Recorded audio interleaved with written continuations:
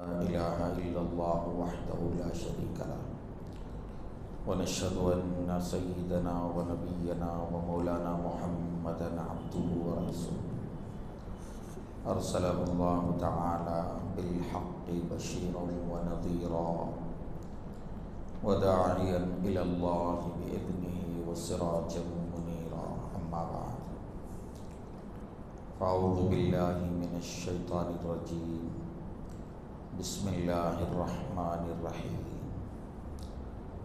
سبحان الذي أسرى بعبده ليلا من المسجد الحرام إلى المسجد الأقصى الذي باركنا حوله لنريه من آياتنا إنه هو السميع البصير سبحان ربك رب العزة عما يصفون وسلام على المرسلين والحمد لله رب العالمين اللهم صل على سيدنا محمد وعلى آل سيدنا محمد وبارك وسلم اللهم صل على سيدنا محمد وعلى آل سيدنا محمد وبارك وسلم اللهم صل على سيدنا محمد وعلى آل سيدنا محمد وبارك وسلم قابل احترام معزز دینی بھائیوں، بزرگوں اور پردہ نشین خواتین اسلام، اس وقت فلسطین کے علاقے میں جو حالات چل رہے ہیں،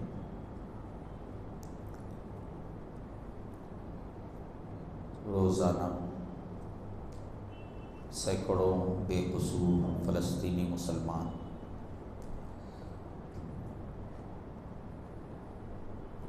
ظالمانہ بمباری میں شہید ہو رہے ہیں۔ شہید ہونے والوں میں چھوٹے چھوٹے معصوم بچے، خواتین اور بوڑھے احباب۔ اب تک 5000 سے زائد فلسطینی مسلمان جاں بحق ہو چکے ہیں اور ظلم کا سلسلہ جاری ہے۔ ان حالات میں عام مسلمانوں کے ذہنوں میں ایک سوال گردش کر رہا ہے۔ اکثر نوجوان اور اکثر مسلمان یہ سوال کر رہے ہیں کہ قرآن مجید میں مسلمانوں کے لیے اللہ تعالیٰ کی مدد کا وعدہ کیا گیا ہے، غیبی مدد کا اللہ نے وعدہ فرمایا ہے۔ ایک سے زائد مقامات پر یہ وعدہ کیا گیا ہے، اور اللہ تعالیٰ کی غیبی مدد نبی صلی اللہ علیہ وسلم کے زمانے میں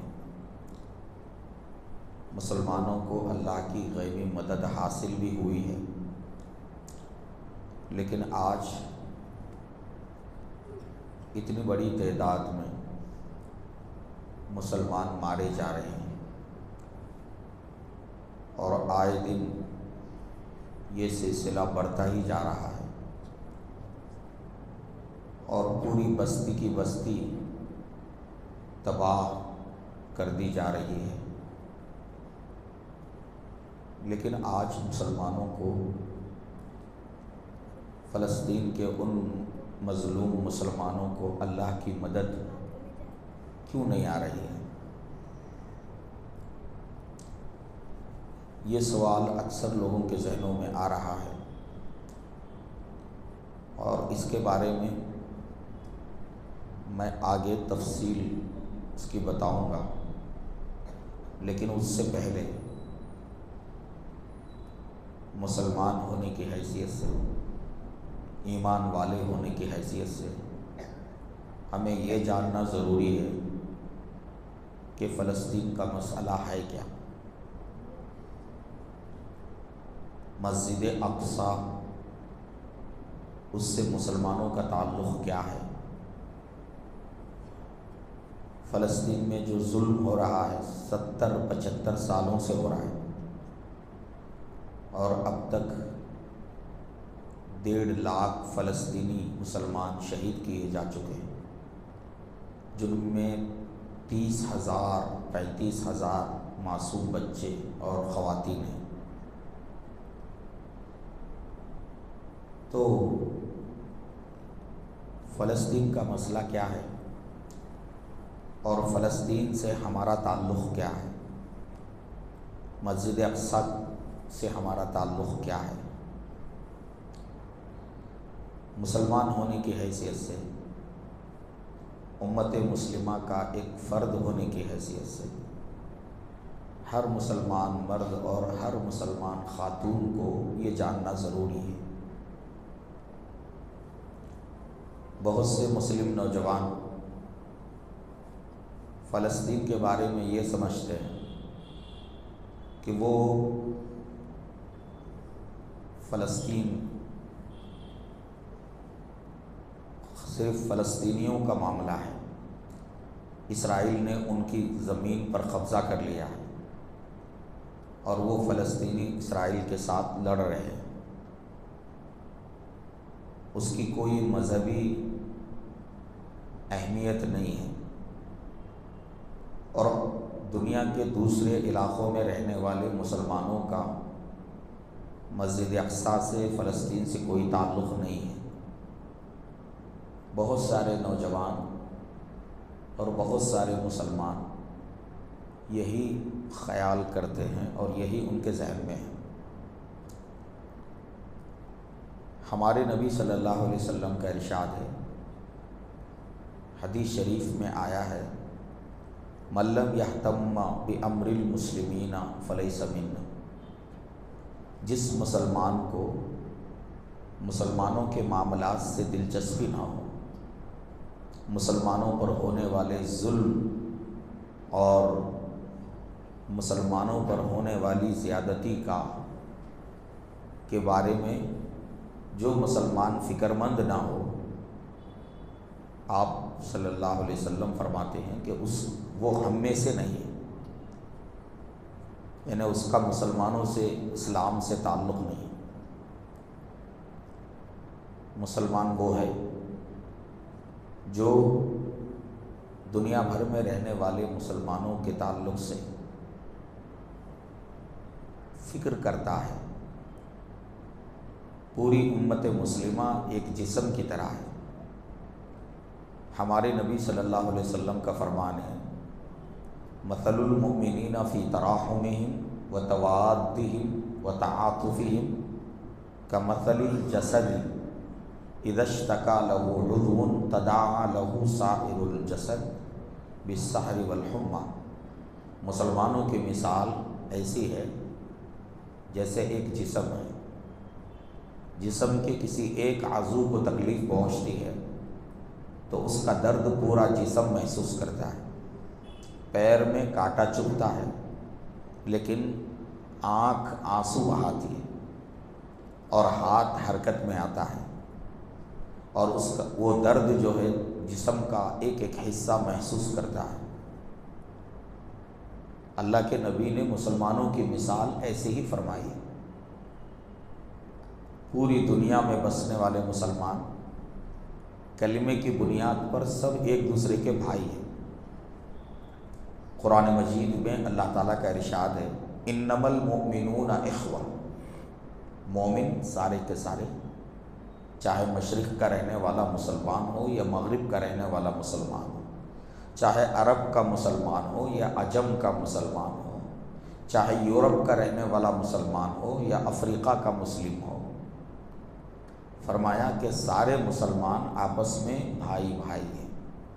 یہ اسلامی اخوت ہے۔ اس لیے دنیا کے کسی ایک خطے میں اگر مسلمان پریشان ہو تو اس کی وجہ سے ساری دنیا کے مسلمانوں کو درد محسوس کرنا، اس کا احساس کرنا ضروری ہے۔ اگر یہ کیفیت ہمارے اندر نہیں ہے تو اس کا مطلب یہ ہے کہ ہم بے حسی کا شکار ہیں، ہمارے اندر سے احساس ختم ہو چکا ہے، شعور ختم ہو چکا ہے، ہم اسلام کیا ہے سمجھتے ہی نہیں۔ ہم اسلام صرف جو ہے چند عبادتوں کے ادا کرنے کا نام سمجھتے ہیں، اور اسلام کا جو تصور اللہ کے نبی نے اور اللہ کی کتاب قرآن مجید نے پیش کیا ہے اس کا ہمیں علم نہیں ہے۔ تو میرے بھائیو بزرگوں اور میری معزز مائیں بہنیں، مسجد اقصی اور فلسطین کی سرزمین، یہ صرف فلسطین والوں کا مسئلہ نہیں ہے، یہ پوری امت مسلمہ کا مسئلہ ہے۔ اور یہ صرف ایک زمین کا مسئلہ نہیں ہے، یہ مسئلہ اصل میں مسجد اقصی کا مسئلہ ہے۔ اسرائیل مسجد اقصی کو ڈھا کر وہاں ہیکل سلیمانی تعمیر کرنا چاہتا ہے۔ یہ جنگ زمین کی جنگ نہیں ہے، یہ ایک مذہبی جنگ ہے، اور یہ معاملہ صرف اب کا نہیں ہے، یہ بہت پرانا ہے۔ سب سے پہلے تو ہم یہ جانیں کہ مسجد اقصی اور فلسطین کی سرزمین سے مسلمانوں کا تعلق کیا ہے۔ مسجد اقصی مسلمانوں کا قبلہ اول ہے۔ بہت سارے مسلم نوجوانوں کو علم نہیں ہوتا، اور ظاہر ہے کہ جب علم نہیں ہوگا تو پھر آدمی کے اندر کوئی احساس بھی پیدا نہیں ہوگا، اور جو غلط پروپیگنڈا میڈیا کے ذریعے کیا جاتا ہے، ہمارے بہت سے مسلم نوجوان بھی اس غلط پروپیگنڈے سے متاثر ہو جاتے ہیں اور اس کو صحیح سمجھتے ہیں۔ سب سے بنیادی بات یہ ہے کہ مسجد اقصی ہمارا قبلہ اول ہے۔ نبی پاک صلی اللہ علیہ وسلم مکہ مکرمہ میں آپ 13 سال رہے۔ 13 سال کے بعد اللہ کا حکم آیا کہ آپ مدینہ منورہ ہجرت کریں۔ چنانچہ آپ صلی اللہ علیہ وسلم اور مسلمان مکے سے ہجرت کر کے مدینہ آئے۔ جب مدینہ منورہ آپ تشریف لائے تو اللہ تعالیٰ نے آپ کو حکم دیا کہ نمازوں میں مسلمان مسجد اقصی کی طرف رخ کر کے نماز پڑھیں۔ مسجد اقصی کی طرف رخ کر کے نماز پڑھیں۔ چنانچہ اللہ کے حکم کے مطابق مسلمان مدینہ آنے کے بعد 16 یا 17 مہینوں تک مسجد اقصی کی طرف رخ کر کے نماز پڑھتے رہے۔ دوسرے الفاظ میں مسجد اقصی مسلمانوں کا قبلہ بنا رہا، قبلے کی طرف رخ کر کے نماز پڑھی جاتی ہے۔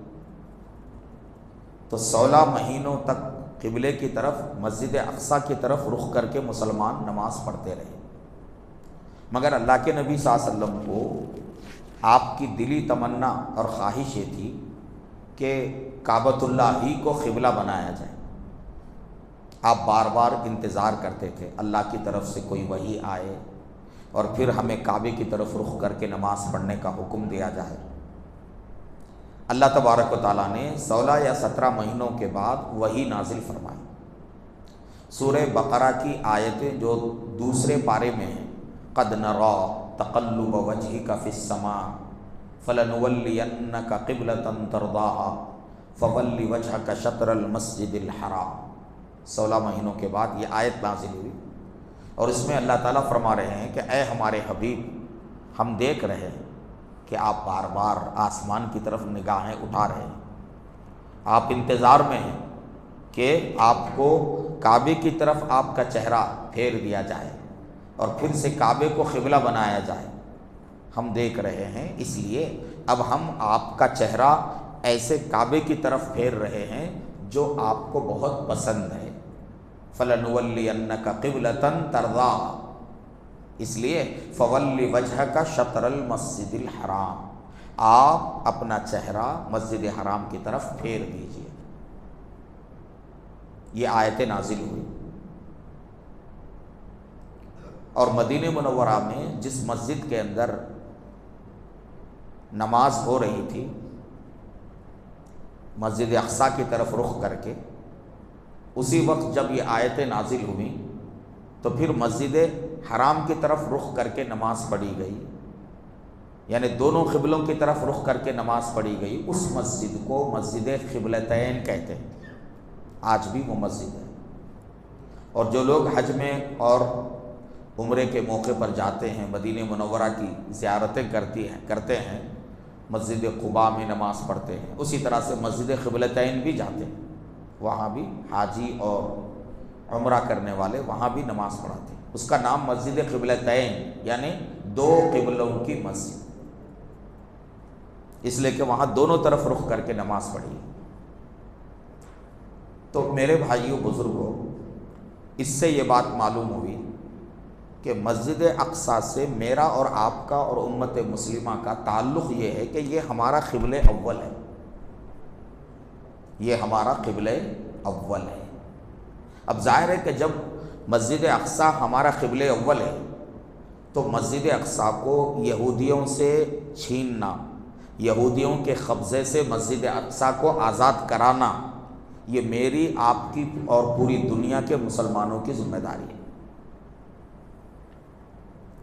ایسا نہیں ہے کہ مسجد اقصیٰ یہودیوں کے قبضے میں ہے تو ہم اور آپ کو اس سے کوئی سروکار نہ ہو، یہ ذمہ داری ہے، ہر مسلمان کی یہ ذمہ داری ہے، عوام کی ذمہ داری ہے، حکمرانوں کی ذمہ داری ہے۔ اب فلسطین کے مسلمان جو اسرائیل کا مقابلہ کر رہے ہیں، وہ میرے اور آپ کے اور پوری دنیا کے مسلمانوں کی طرف سے لڑ رہے ہیں، ذمہ داری تو سب کی ہے۔ اور وہ جو شہید ہو رہے ہیں، مقابلہ کر رہے ہیں، یہ صرف زمین کے لیے نہیں کر رہے ہیں۔ مسجد اقصیٰ، اسرائیل یہ چاہتا ہے کہ مسجد اقصیٰ کو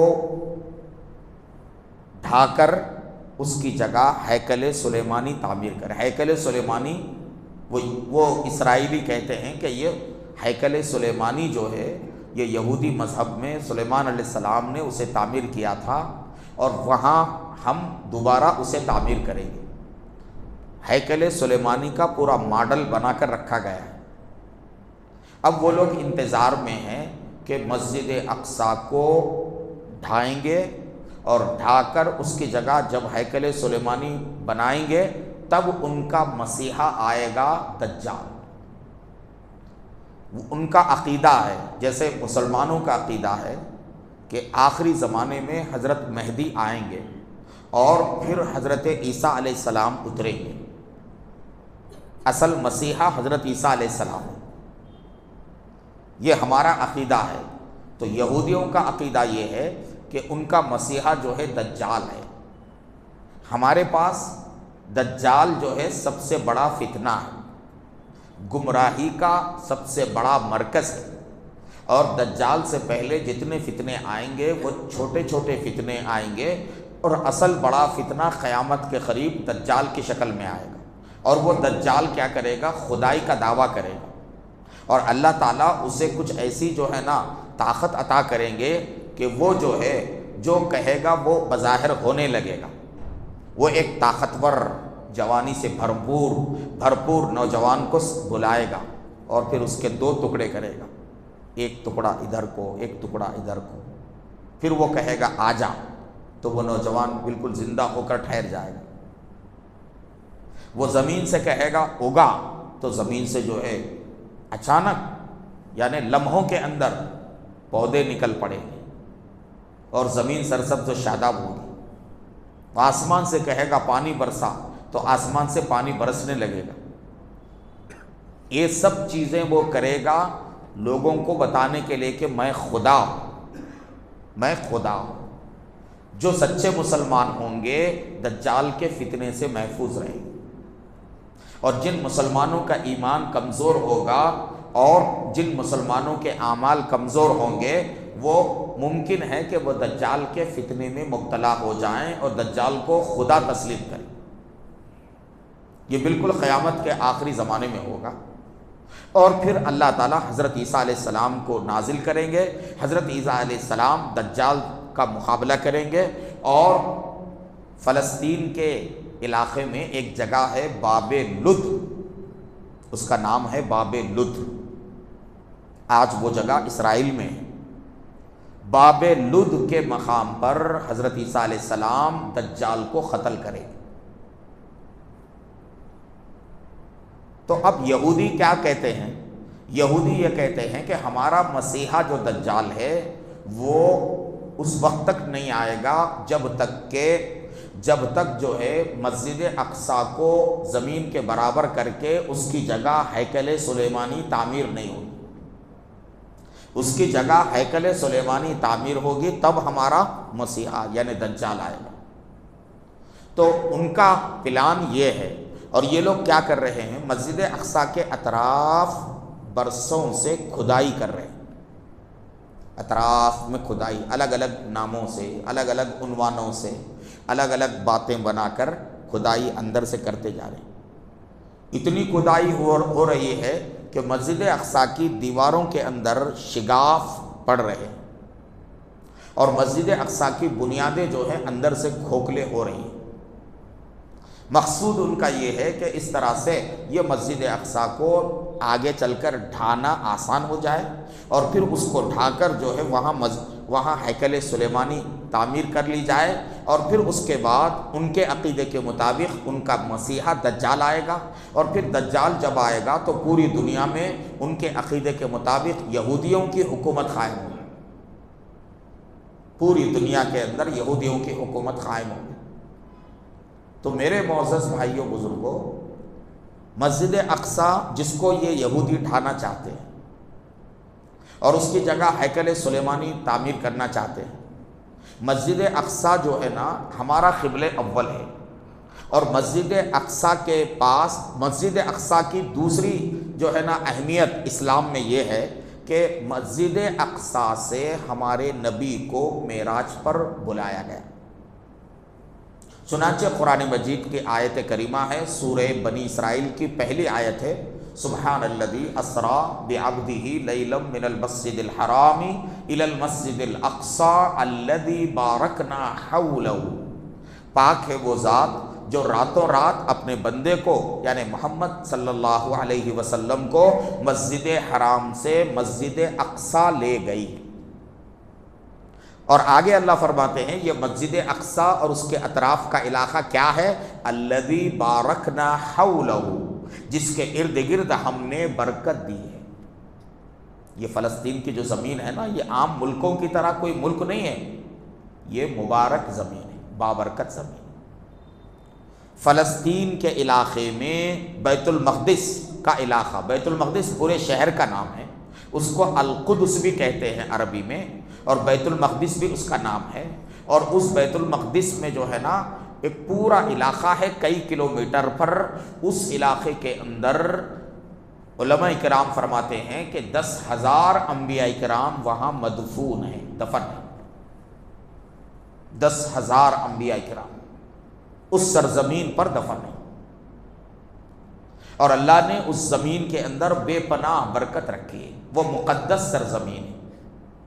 اور جب ہم بیت المقدس یا جو ہے نا فلسطین کہتے ہیں تو اس سے خالی جو ہے موجودہ جو فلسطین ہے یا اسرائیل ہے اتنا ہی ایریا نہیں ہے، بلکہ وہ جو مبارک سرزمین اللہ نے جسے فرمایا ہے وہ مبارک سرزمین اس سے بھی بڑی ہے. پرانے زمانے میں اس کو ملک شام کہا جاتا تھا. جب ملک شام کہا جاتا تھا تو وہ ملک شام موجودہ اسرائیل، فلسطین، اردن کا ایک حصہ اور موجودہ جو سیریا ہے اس کا ایک حصہ، یہ پورا مل کر مقدس سرزمین کہلاتی. حضرت موسیٰ علیہ السلام کے زمانے میں جب بنی اسرائیل جو ہے مصر سے نکل گئے، فرعون کو جو ہے نا سمندر میں ڈبو دیا گیا، پھر بنی اسرائیل وہاں سے نکل گئے. بنی اسرائیل کو من و سلوہ نازل ہوتا تھا اور حضرت موسیٰ علیہ السلام اللہ سے دعا کرتے تھے. تو ایک مرحلے پر اللہ تعالیٰ نے بنی اسرائیل کو حضرت موسیٰ علیہ السلام کے ذریعے حکم دیا. قرآن میں اس کا ذکر ہے. حکم کیا دیا؟ اللہ نے حکم یہ دیا کہ دیکھو یہ مقدس سرزمین جو ہے فلسطین، بیت المقدس اور ملک شام، یہ جو مقدس سرزمین ہے، اس زمانے میں اس سرزمین پر قوم عمالقہ کا قبضہ تھا۔ عمالقہ ایک قوم تھی، انتہائی طاقتور اور انتہائی ظالم قسم کی قوم تھی۔ قوم عمالقہ یہ جو ہے نا اس مقدس سرزمین میں رہا کرتی تھی۔ تب اللہ نے بنی اسرائیل کو حکم دیا، موسیٰ علیہ السلام کو وحی کے ذریعے حکم دیا کہ کیا حکم دیا؟ اے موسیٰ، تم اپنی قوم سے کہو کہ تمہاری قوم مقدس سرزمین میں داخل ہو جائے، قوم عمالقہ سے جہاد کرے۔ اور یہ جب جہاد کرنے کے لیے بنی اسرائیل وہاں داخل ہوں گے تو اللہ نے وعدہ کیا۔ وعدہ کیا کیا؟ اللہ نے صاف وعدہ کیا کہ میں تمہاری مدد کروں گا، میں تمہاری مدد کروں گا، اور وہ مقدس سرزمین تمہارے ہاتھوں پر آزاد ہوگی، اور وہ قوم عمالقہ ان کو شکست ہوگی۔ لیکن بنی اسرائیل اور موجودہ دور کے یہ یہودی روز اول سے ان کی فطرت میں بزدلی ہے، بزدلی ان کے رگ و ریشے میں۔ جب اللہ نے کہا قرآن میں یا قوم ادخلوا الارض المقدسۃ التی کتب اللہ لکم، اے میری قوم اس مقدس سرزمین میں داخل ہو جاؤ جس کو اللہ نے تمہارے لیے مقدر کیا ہے، اور قوم عمالقہ کو اللہ تبارک و تعالیٰ کیا کریں گے؟ شکست سے دوچار کریں گے، تم جاؤ۔ تو بنی اسرائیل موسیٰ علیہ السلام سے کیا کہنے لگے؟ کیونکہ ان کی فطرت میں بزدلی ہے، یہ لڑنے کی ہمت ان کے اندر نہیں ہے۔ تو بنی اسرائیل نے موسیٰ علیہ السلام سے کیا فرمایا؟ موسیٰ علیہ السلام سے بنی اسرائیل نے فرمایا، بنی اسرائیل نے کہا اذهب انت وربک فقاتلا انا ہاہنا قاعدون۔ بنی اسرائیل کہنے لگے موسیٰ تم اور تمہارا رب، تم دونوں جا کے وہاں لڑو قوم عمالقہ سے، لڑ کے ان کو شکست دینے کے بعد ہم وہاں آئیں گے۔ ہمارے بس کی بات نہیں ہے وہاں جا کے لڑنا، ہم یہیں بیٹھے رہیں گے، تم اور تمہارا رب۔ یہ ایسی قوم ہے۔ تو میرے معزز بھائیوں بزرگوں، عرض کرنے کا مطلب یہ ہے کہ یہ فلسطین جو ہے نا یہ مقدس سرزمین ہے، انبیاء کی سرزمین ہے، انبیاء کرام وہاں مدفون ہیں۔ اور ہمارے نبی صلی اللہ علیہ وسلم کو معراج کے وقت جو ہے آپ کو مسجد اقصیٰ سے، مسجد حرام سے لے جایا گیا مسجد اقصیٰ، اور پھر وہاں مسجد اقصیٰ میں کیا ہوا؟ مسجد اقصیٰ میں اللہ نے تمام پیغمبروں کو جمع کیا، اور ہمارے نبی صلی اللہ علیہ وسلم نے تمام پیغمبروں کی امامت فرمائی۔ آپ سارے پیغمبر ہیں، صف بنا کر کھڑے ہوئے ہیں، مگر کوئی آگے بڑھنے کے لیے تیار نہیں ہے۔ حضرت جبریل علیہ السلام نے ہمارے نبی صلی اللہ علیہ وسلم کو آگے کیا، اور آپ نے آگے بڑھ کر امامت فرمائی۔ ہر نبی وہ اپنی قوم کا امام ہوتا ہے، اور ہمارے نبی صلی اللہ علیہ وسلم سارے نبیوں کے امام ہیں، اسی لیے آپ کو امام الانبیاء کہا جاتا ہے، آپ کو سید المرسلین کہا جاتا ہے، آپ رسولوں کے سردار ہیں، آپ انبیاء کے جو ہے پیشوا ہیں۔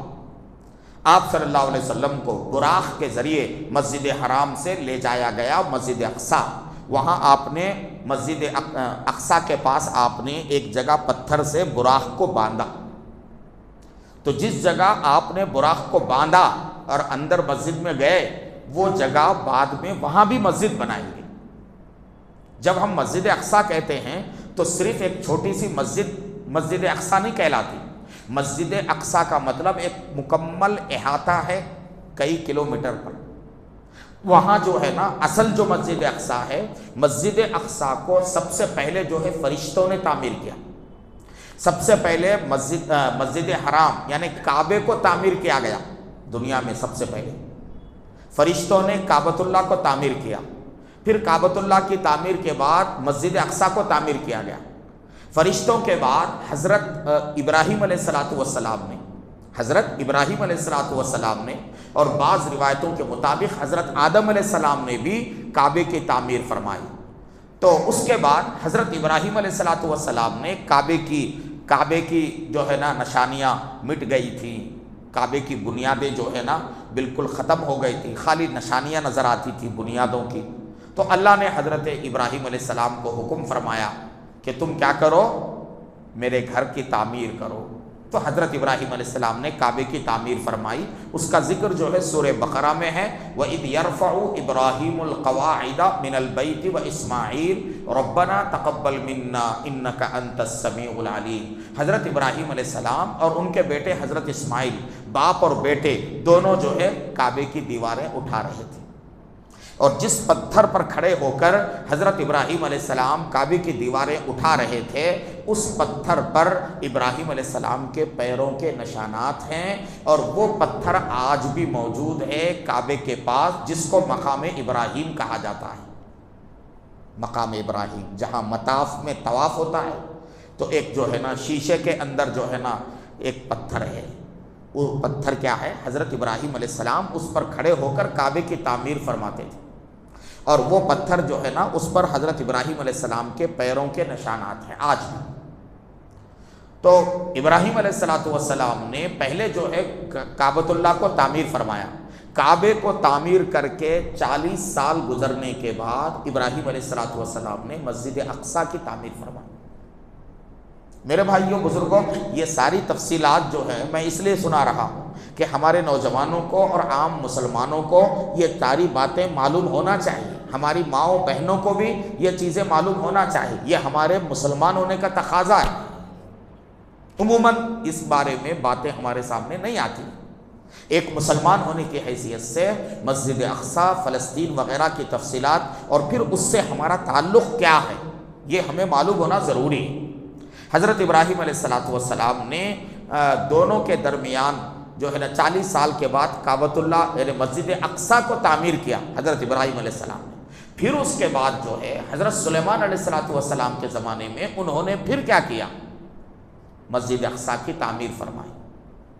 تو آپ اس سے سمجھ سکتے ہیں کہ مسجد اقصیٰ انتہائی مقدس جگہ ہے، جیسے ہماری نگاہ میں کعبہ کا مقام ہے، کعبہ اللہ کا گھر ہے اور وہ قبلہ ہے، اسی طرح سے پہلے جو ہے مسجد اقصیٰ کو جو ہے قبلہ بنایا گیا، اور مسجد اقصیٰ میں ایک نماز پڑھنا 1000 نماز پڑھنے کے برابر ہے۔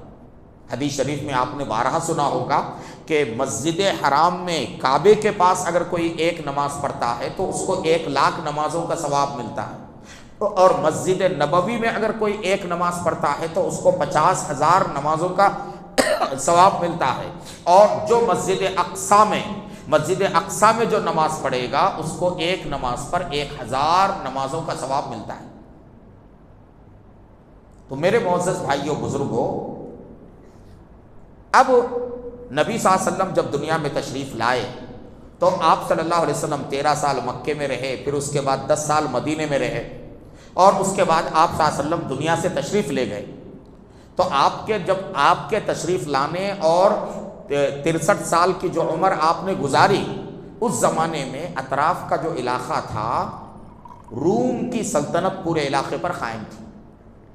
روم میں عیسائیوں کی حکومت تھی، اور مسجد اقصیٰ، بیت المقدس اور فلسطین، یہ پورے علاقے عیسائیوں کے زیر نگوں تھے۔ نبی صلی اللہ علیہ وسلم کے دنیا سے پردہ فرمانے کے بعد حضرت ابو بکر رضی اللہ عنہ خلیفہ بنے۔ حضرت ابو بکر رضی اللہ عنہ کی خلافت کا زمانہ بہت مختصر رہا۔ حضرت ابو بکر جب خلیفہ بنے تو خود مسلمانوں میں فتنے پیدا ہو گئے، کئی قبیلے مرتد ہو گئے تھے، اور مسیلمہ کذاب نام کا ایک بندہ اپنی نبوت کا دعویٰ کر رہا تھا، اور کچھ قبیلے زکوٰۃ دینے سے انکار کر رہے تھے۔ تو حضرت ابو بکر رضی اللہ عنہ ان فتنوں کو نمٹنے میں ان کی طاقت صرف ہوئی۔ لیکن حضرت صدیق اکبر رضی اللہ عنہ کے بعد جب حضرت عمر خلیفہ بنے، تو حضرت عمر کے خلیفہ بننے کے بعد اسلامی مملکت پھیلتی چلی گئی۔ صحابہ کرام دوسرے علاقوں میں جاتے گئے اور علاقے فتح ہوتے چلے گئے۔ تو فتح کرتے کرتے حضرات صحابہ کرام بیت المقدس تک پہنچے۔ جب بیت المقدس کے پاس پہنچے تو وہاں عیسائیوں کی، صلیبیوں کی، یعنی روم کی حکومت تھی، عیسائی بادشاہ کی وہاں حکومت تھی۔ تو اس وقت جو ہے نا، جب بیت المقدس کو فتح کرنے کے لیے مسلمان یعنی صحابہ کرام کی فوج وہاں پہنچی، تو بیت المقدس کے جو حکمران تھے اور وہاں کے جو یعنی پادری تھے عیسائی، وہ لوگ کہنے لگے کہ اگر مسلمانوں کے خلیفہ اگر خود یہاں آ جائیں تو ہم ان کو بیت المقدس کی چابیاں ان کے حوالے کر دیں گے۔ چنانچہ حضرت عمر رضی اللہ عنہ وہاں سے مدینہ منورہ سے سفر کر کے بیت المقدس پہنچے اور بیت المقدس کی چابیاں حضرت عمر رضی اللہ عنہ کے حوالے کی گئی۔ تو مطلب یہ ہوا کہ حضرت عمر رضی اللہ عنہ کے دور خلافت میں مسجد اقصی اور فلسطین کا علاقہ یہ مسلمانوں کے قبضے میں آ گیا، مسلمانوں نے اس کو حاصل کر لیا۔ اس کے بعد پھر زمانہ گزرتا چلا گیا، یعنی خلافت راشدہ کے بعد جو ہے نا خلافت بنو امیہ، خلافت بنو امیہ کے بعد خلافت بنو عباسیہ، پھر ایک دور ایسا آیا کہ پھر جو ہے نا مسجد اقصی اور فلسطین کا علاقہ وہ عیسائیوں کے زیر سلطنت آ گیا، عیسائیوں کے زیر قبضہ آ گیا۔ پھر جو ہے ایک لمبا عرصہ گزرا، صلیبی جنگوں کا سلسلہ شروع ہوا۔ آپ نے صلیبی جنگوں کا نام سنا ہوگا، تو صلیبی جنگیں لڑی گئی۔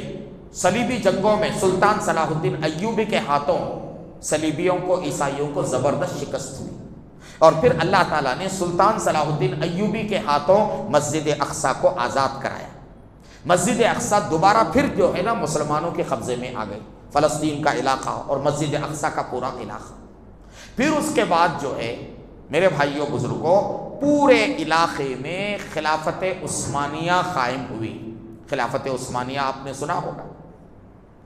تو خلافت عثمانیہ جو قائم ہوئی، اب جتنے عرب ممالک ہیں وہ پورے، اس کے علاوہ یورپ کا بہت بڑا حصہ، اس پورے حصے کا ایک خلیفہ مسلم ہوتا تھا جس کو عثمانی خلیفہ کہا جاتا تھا، اور پورے علاقے پر مسلمانوں کا اور خلافت عثمانیہ کا ایسا دبدبہ تھا کہ یورپ کے اور دیگر علاقوں کے یہودی اور جو ہے نا صلیبی، وہ جو ہے عثمانی خلیفہ سے کانپتے تھے۔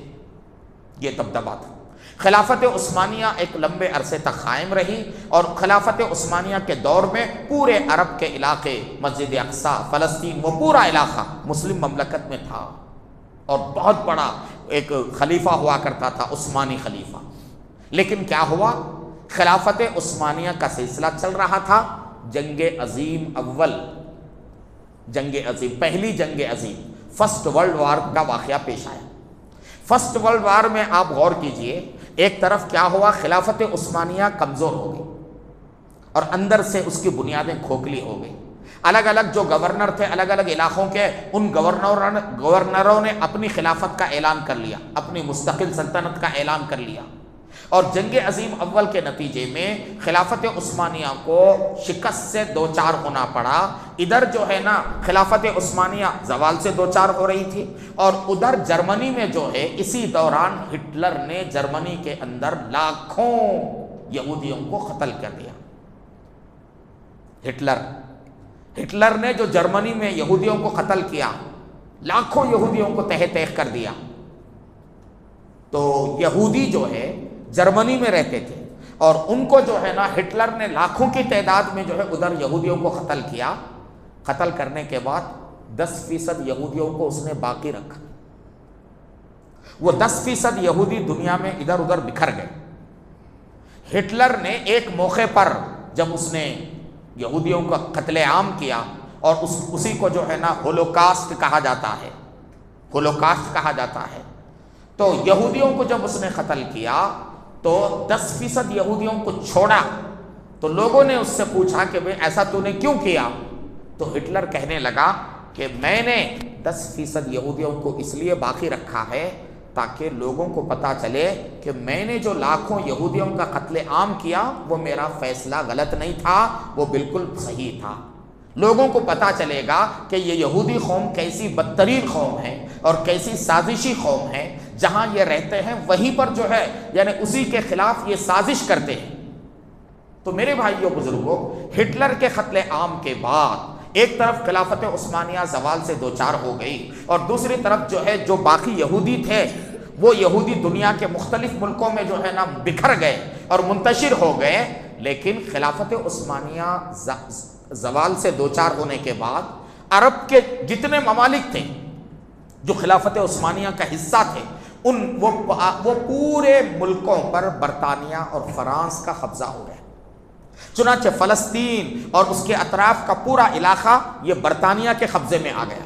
جب برطانیہ کے قبضے میں آ گیا تو یہ یہودی جو ہے نا در در کی ٹھوکر کھا رہے تھے، لاکھوں کا قتل عام ہوا تھا، جو باقی رہ گئے تھے وہ دنیا میں بکھرے ہوئے تھے، تو یہ یہودی یہ چاہتے تھے کہ ان کو ایک وطن ملے، ان کو ایک ملک حاصل ہو جائے جہاں وہ آباد رہیں، اور ان کی خواہش یہ تھی کہ فلسطین میں ان کو آباد کیا جائے۔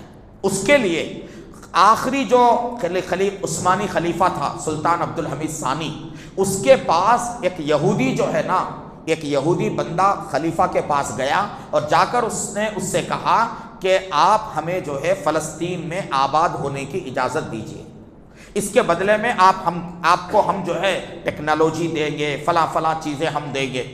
تو جب یہودی رہنما نے خلاف خلیفہ عثمانی سلطان عبد الحمید سے یہ گزارش کی، تو سلطان عبد الحمید نے کہا کہ میں فلسطین کا ایک اینچ بھی میں تم کو نہیں دوں گا، فلسطین میری ملکیت نہیں ہے، یہ پوری امت مسلمہ کی امانت ہے۔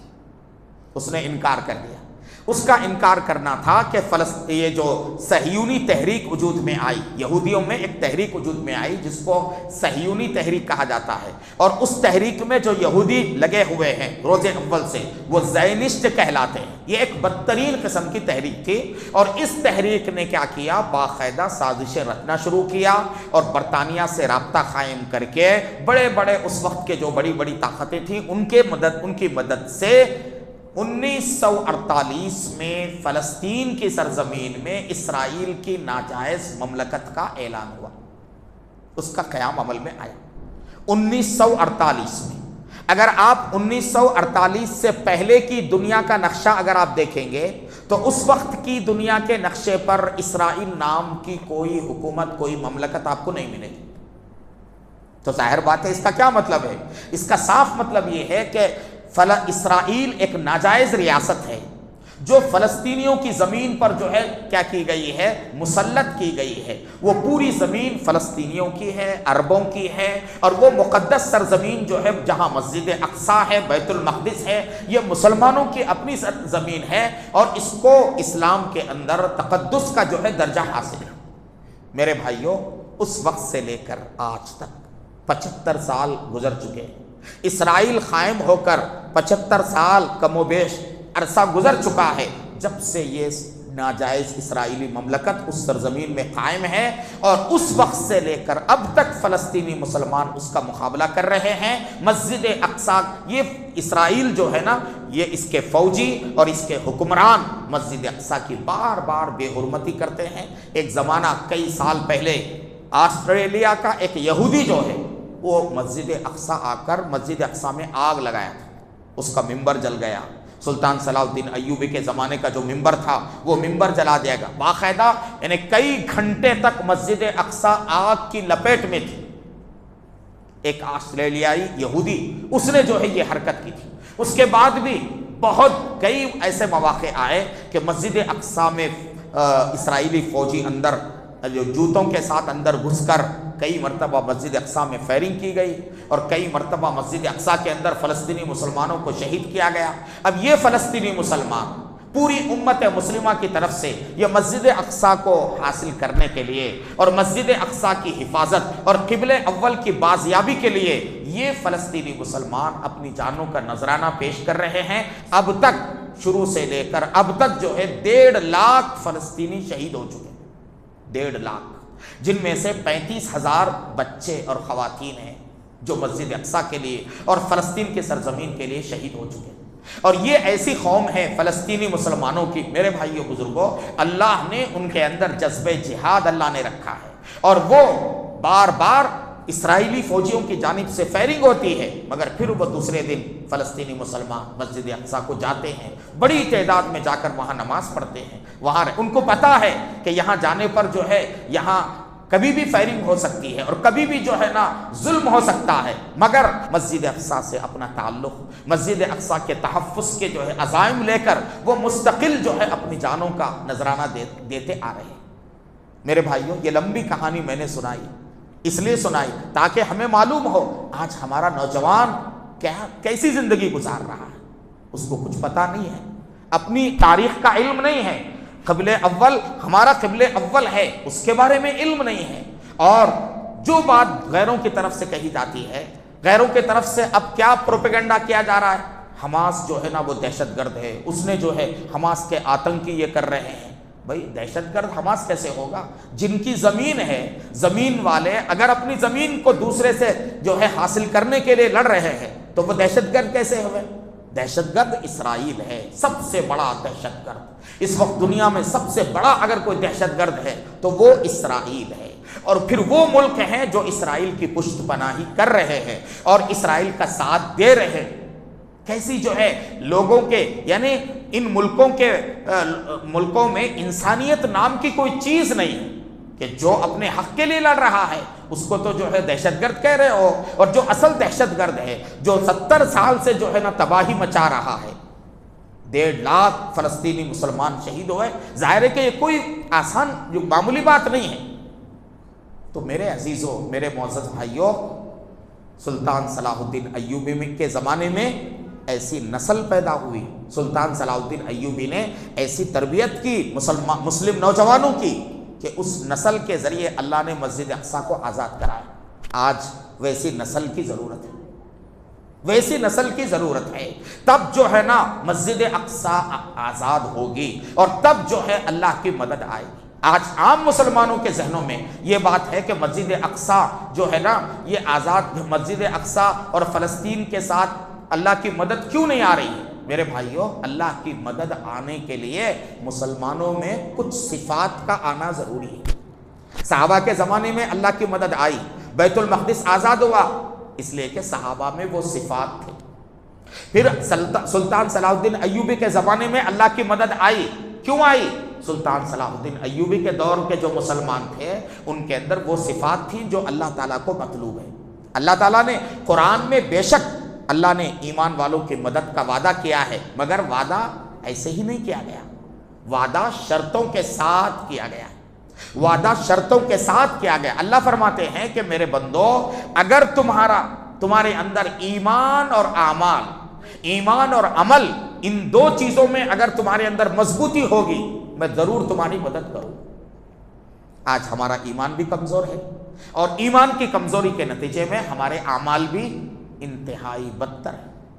آج ہماری نوجوان نسل کے اندر بے حیائی عام ہے، اور آج کے جو دولت مند جو مسلمان ہیں وہ اپنی دولت کو اللہ کے دین کے لیے لگانے کے بجائے اپنی دولت کو شادیوں میں لگاتے ہیں، شادیوں میں ننگا ناچ کے لیے اور شادیوں میں فضول خرچی کے لیے اپنی دولت کو لگاتے ہیں۔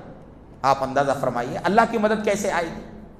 آج کے مسلمانوں کا پیسہ شادی بیاہ میں لگ رہا ہے، فضول خرچی میں لگ رہا ہے، اسراف میں لگ رہا ہے۔ آج ہم اپنے بچوں کو یہ نہیں بتاتے کہ فلسطین کیا ہے، مسجد اقصیٰ کیا ہے، اور قبلہ اول کیسے جو ہے آزاد ہوا تھا۔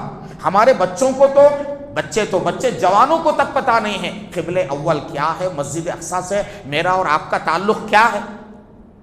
میرے بھائیوں، اللہ کی مدد آ سکتی ہے بشرطے کہ ہم ایمان میں بھی مضبوط ہوں اور اعمال میں بھی ہم مضبوط ہوں، جیسے صحابہ کرام تھے۔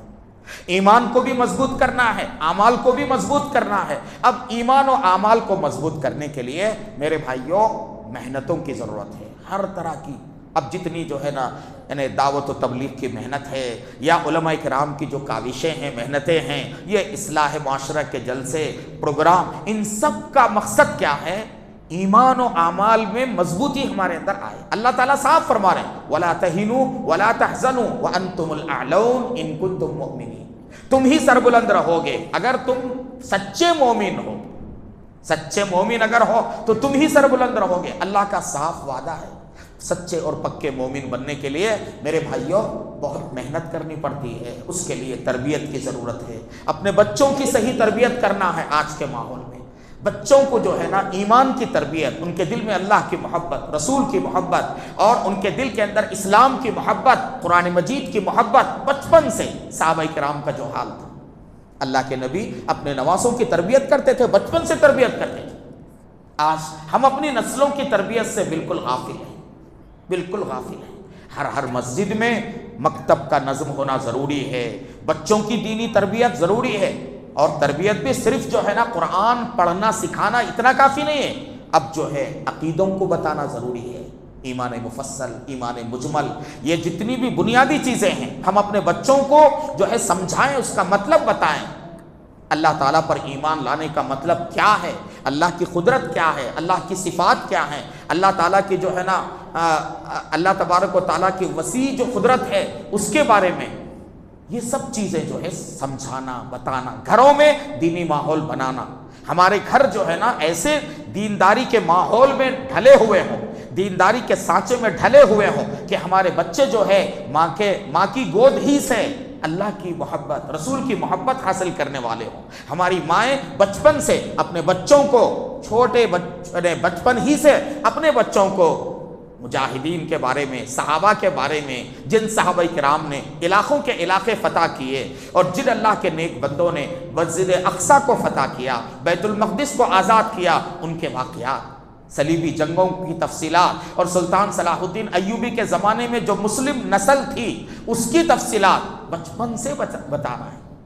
میرے عزیزوں، اللہ کی مدد آنے کے لیے ایک تو ایمان و عمل میں پختگی ضروری ہے، اس کے بغیر اللہ کی مدد نہیں آئے گی۔ ایمان میں کمزور ہوں گے تب بھی نہیں آئے گی، اعمال کمزور ہوں گے تب بھی نہیں آئے گی، ہم نمازوں میں غفلت کریں گے اللہ کی مدد نہیں آئے گی۔ ہم جو ہے اللہ کی مدد آنے کے لیے ایمان و عمل میں پختگی کا مطلب یہ ہے کہ ہماری زندگی میں مکمل پوری طرح سے اللہ کا دین آ جائے، صرف عبادتوں کی حد تک نہیں بلکہ دین کے ہر معاملے میں، دین کے جتنے شعبے ہیں ہم سارے شعبوں میں اللہ اور اس کے رسول کے احکام کو پورا کریں۔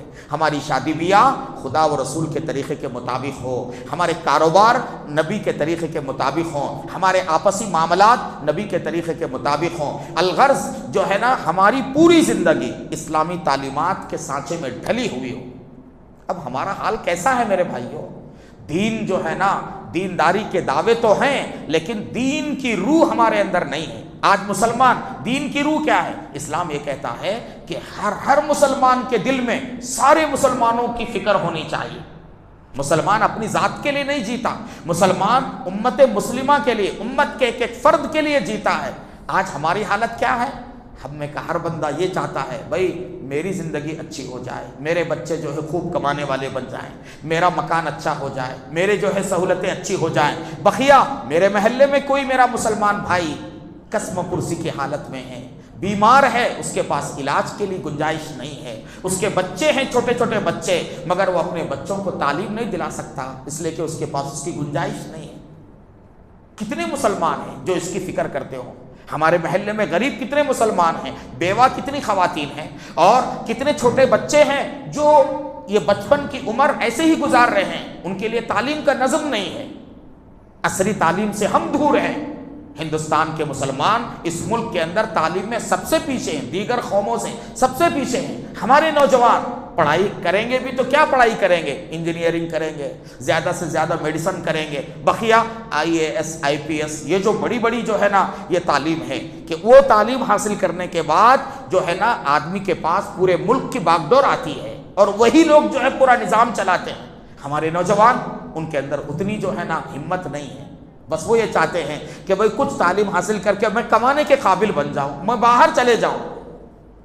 میرے عزیزوں، میرے بزرگوں، ہمارے اندر ایمانی حمیت ہونی چاہیے اور امت مسلمہ کا ایک درد ہمارے اندر ہونا چاہیے۔ ہمارے محلے میں کتنے لوگ ہیں جو ضرورت مند ہے، اور ہمارے محلے میں کتنے بچے ہیں جو تعلیم سے محروم ہیں، اور ہمارے محلے میں کتنے بڑے نوجوان ہیں جن کے پاس کاروبار نہیں ہے، جو کاروبار کرنا چاہتے ہیں مگر ان کے پاس جو ہے نا پیسے نہیں ہیں، مالی امداد کے وہ محتاج ہیں۔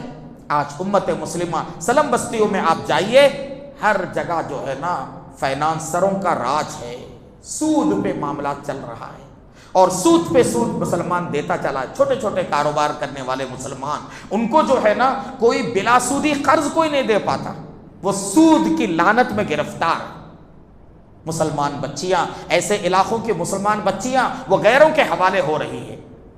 دیندار نوجوان جو ہے وہ غریب بچیوں کو اپنے نکاح میں لینے سے کتراتے ہیں۔ اب یہ جو غریب بچیاں ہیں جن کے ماں باپ نکاح نہیں کروا سکتے، وہ غیروں کے حوالے ہو رہی ہیں اور جو ہے ارتداد کے فتنے میں مبتلا ہو رہے ہیں۔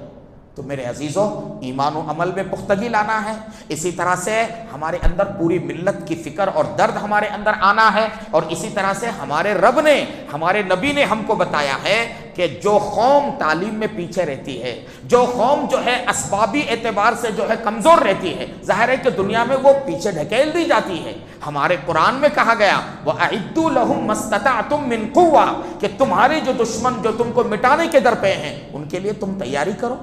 تمہارے پاس کیا ہے؟ کمزور رہو گے تو مسل دیے جاؤ گے۔ تو میرے عزیزوں، میرے بزرگوں، اللہ کی مدد کب آئے گی؟ جب جو ہے نا ہم ایک تو معنوی اور باطنی اعتبار سے ایمان و عمل میں مضبوط ہوں، اور دوسرے ظاہری اسباب کے اعتبار سے بھی ہم تعلیم میں سب سے آگے ہوں، معیشت ہماری مضبوط ہو، سیاسی ہمارا وزن ہو، اور ہمارا سماجی جو ہے ایک مقام ہو اس ملک کے اندر۔ اگر جو ہے مسلمانوں میں یہ ساری چیزیں آئیں تو یہاں اس ملک کے مسلمان ذلت اور پستی کی زندگی نہیں گزاریں۔ آج ہم اپنے طور پر یہ سمجھ رہے ہیں کہ میرا کاروبار، میری زندگی تو اچھی ہے تو سب لوگ اچھے ہیں۔ ملک کے اندر جو صورتحال ہے میرے بھائیوں، اتنی بدترین صورتحال ہے۔ آج اس ملک میں ہماری شریعت جو ہے نا پامال ہو رہی ہے، اور ہمارے مخالف وہ جو ہے شریعت میں تبدیلی کر رہے ہیں، پارلیمنٹ میں ایسے ایسے قانون بنا رہے ہیں کہ جس سے جو شریعت کے سراسر خلاف ہے۔ شریعت کو جو ہے نا، شریعت پر پابندی لگانے، یکساں سول کوڈ نافذ کیے جانے کے جو ہے نا کہ حربے اپنائے جا رہے ہیں۔ ہمیں سیاسی اعتبار سے بے وزن کرنے کے لیے مختلف جو ہے نا منصوبے بنائے جا رہے ہیں، اور ہم غفلت کی زندگی گزار رہے ہیں۔ کتنے مسلمان ہیں ان کو الیکشن کے موقع پر ووٹ ڈالنے کا شعور نہیں، بتانا پڑتا ہے، اور بعضے تو جو ہے الیکشن کے دن کہیں دور چلے جاتے ہیں تفریح کے لیے کہ بھئی آج الیکشن ہے۔ حالانکہ ووٹ ڈالنا ایک جو ہے نا، ووٹ ڈالنا ایک جمہوری ملک کے اندر ہمارا ایک حق ہے، آدمی کے ملک کے شہری ہونے کی ایک نشانی اور علامت ہے۔